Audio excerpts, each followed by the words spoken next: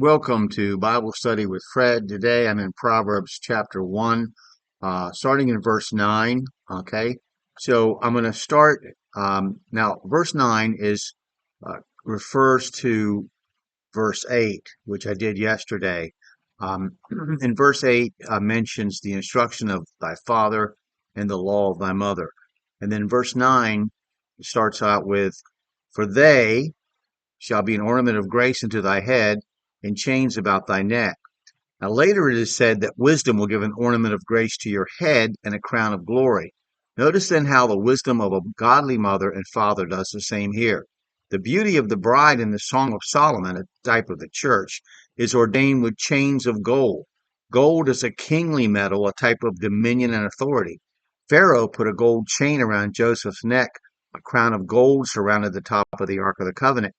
The king's crown that David took from the head of the king of the Ammonites was a talent of gold. The elders sitting around the throne of God, wear crowns of gold, and so on and so forth.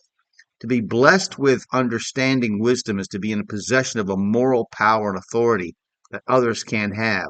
A wise person is respected and his word is valued, even if he or she is mocked by the foolish.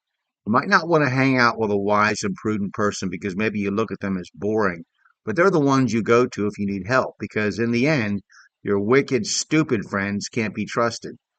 Now, I'm going to start in verse 10. A few things I want to say about Proverbs 1:10. My son, if sinners entice thee, consent thou not. Now listen, when someone tries to get you to go along with them to do wrong, don't agree. Young ladies, there may come a young man in your life who encourages you to do wrong. Don't consent to it. Young men, there may come along a girl who wants you to do wrong. Get away from her. There may be friends who will encourage you to do wrong. They aren't your friends. Don't consent to go with them. This is a warning. They want to do stuff at night in darkness, away from any parental authority. Nothing good can come from that. You can ruin your whole life. It only takes a minute to do something you can never take back. An unwanted pregnancy or a prison cell. What does that have to take to make you see that when sinners entice you, don't consent?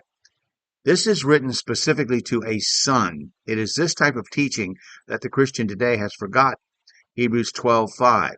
And ye have forgotten the exhortation which speaketh unto you as unto children, my son. Despise not thou the chastening of the Lord, nor faint when thou art rebuked of him.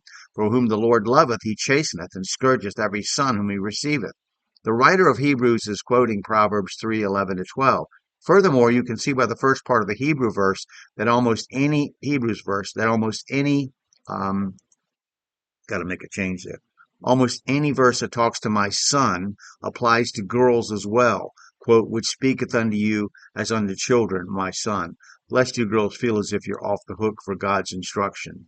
Now, I'm going to stop there because in verse 11, it goes on to talk about what these sinners say, one of the things they might say, and it really opens up a lot of things that we can consider. I hope that young people will pay attention to this because this is really important stuff, and it can really help you. Now, I'm using a different computer today, and the lighting's really bad outside. I apologize for that. It's a overcast day, a good day to clean the basement, clean my office.